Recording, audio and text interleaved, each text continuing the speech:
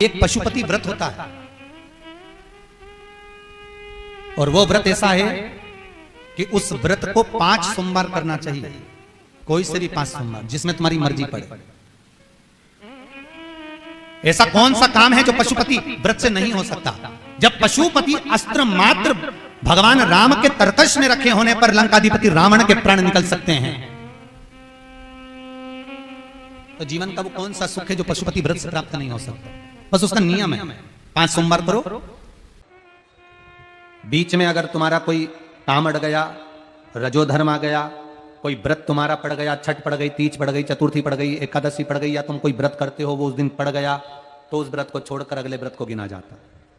सुबह पूजन की थाली लेकर मंदिर में जाते हैं, भगवान का अभिषेक पूजन करते हैं, थाली लेकर वापिस आ जाते हैं, उस थाली को अपने घर में रख लेते हैं, उसी थाली को शाम के समय फिर वापिस मंदिर में लेकर जाते हैं, उसमें 6 दिए रख कर ले जाते हैं घी के, प्रसाद एक कटोरे में जिसमें भी लग कर ले जाना है, 3 हिस्से मंदिर के अंदर उसके करे जाते हैं।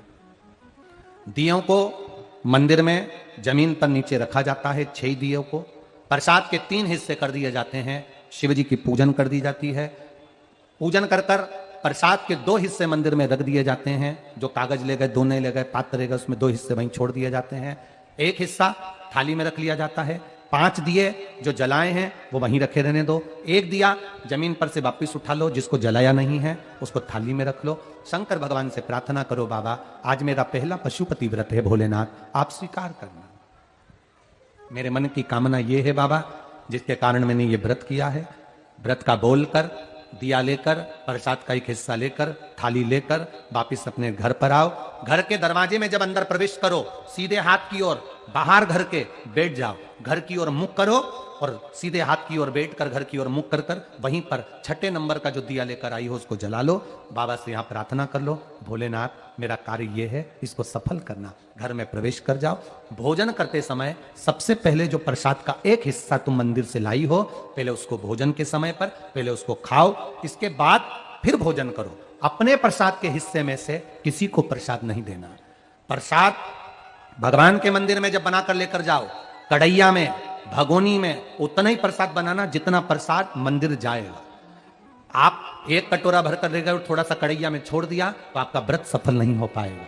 प्रसाद उतना ही बनाना, अगर ज्यादा बना है तो ज्यादा ले जाना पड़ेगा, कम बना है कम ले जाना पड़ेगा। प्रसाद कढ़ैया में, पात्र में छूटना नहीं चाहिए। जो शंकर जी के लिए बनाया है तुमने उतना की उतना पूरा लेकर जाना पड़ेगा। ये नहीं कि मैं बच्चों के लिए थोड़ा बना के छोड़ जाऊं, बच्चों के लिए थोड़ा घर वालों के लिए बनाकर छोड़ जाऊं, ना, जितना बनाया सारा लेकर जाना पड़ेगा। इसलिए उतना बनाओ जितना तुम्हें मंदिर में ले जाना। पात्र खाली होना चाहिए, तब उसको लेकर जाओ, 3 हिस्से करो, 2 हिस्से मंदिर में रखकर 1 हिस्सा लाओ। 4 व्रत पूरे हो जाएं, 5वां व्रत रहे, बाबा से विनती करते हुए 108 चावल के दाने, मूंग के दाने या फूल या पंखड़ी या बेलपत्र आदि जो भी आप बाबा को 108 चढ़ाना चाहें वो ले जाओ। एक श्रीफल, कुछ भेंट साथ में लेकर जाओ, भगवान को नमन कर कर भाव के साथ में ध्यान देना। जो 108 सामग्री ले गए हो वो भगवान को समर्पित करो। नारियल और भेंट 11 रुपए, 21 रुपए, 51 रुपए जो भी तुम लेकर गए हो, वो जो जलाधारी है, जलाधारी का मतलब होता है ये जहां पर शिव जी का शिवलिंग रखा है, ये जलाधारी, ये जल, नारियल भेंट इस जलाधारी पर कभी नहीं रखना चाहिए। जो नारियल भेंट जलाधारी पर रखते हैं उनकी भी कामना पूर्ण नहीं होती। ये नारियल भेंट या जो भी फल है, फ्रूट्स है, कोई जलाधारी पर नहीं, जमीन पर रखो। और इस जलाधारी पर जहां भगवान शंकर का शिवलिंग रखा है, गोल जला देते हैं, जलाकर दीप रख देते हैं। 6ठा 5वां व्रत भी ऐसे ही करो और बाबा से विनय करो, पशुपतिनाथ से विनती करो। पशुपति व्रत एक ऐसे व्रत हैं जो नारी, पुरुष, बच्चा, बूढ़ा जो करता है उसकी मनोकामना भोलेनाथ पूर्ण जरूर करते हैं, ये निश्चित है। अगर पति पत्नी दोनों व्रत कर रहे हैं, कभी कभी किसी का व्यापार नहीं चलता या नौकरी नहीं लगती या किसी कार्य के कारणवश, तो पति पत्नी दोनों व्रत करते हैं, एक साथ करते हैं, उन दोनों की थाली अलग जाएगी, दोनों का प्रसाद अलग जाएगा, दोनों के दिए अलग जाएंगे और दोनों अपने अपने प्रसाद को अलग से पाएंगे, एक थाली लगकर नहीं जाएगी। मां और बेटा कर रहे हैं तो भी थाली 2 ही जाएगी, बेटी और मां कर रही है तो भी थाली 2 ही जाएगी। प्रसाद के हिस्से 2 थाली ले जाने का मतलब होता है प्रसाद जो बना कर लेकर गए हो उसके 3 हिस्से होना चाहिए। अगर माँ और बेटा एक ही थाली लेकर गए तो प्रसाद जो आएगा वो 1 हिस्सा आएगा, 1 हिस्सा वापस आएगा तो उसमें से 2 भाग फिर हो जाएंगे, तो उसका फल नहीं मिलता। इसलिए पूजन करने वाला अगर 2 व्रत कर रहे हैं, 3 व्रत कर रहे हैं, कोई घर के 3 लोग देवरानी जेठानी सब मिलकर व्रत कर, सबकी थाली अलग जाए, सास बहू कर रहे हैं उनकी थालियां अलग जाएंगी। जिस मंदिर में पहला व्रत करोगे उसी मंदिर में 5 व्रत करना है।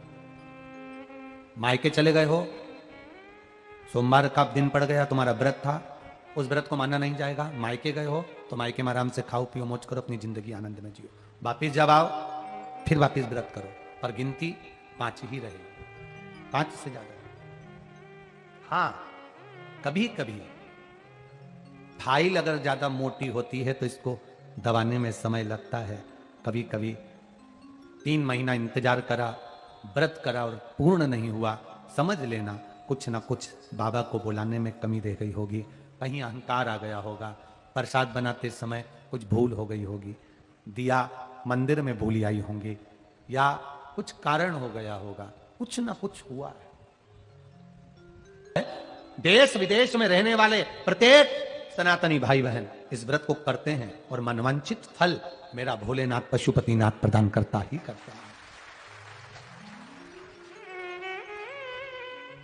कई लोग उसको गुनगुनाते रहते हैं, जय पशुपतिनाथ हरे।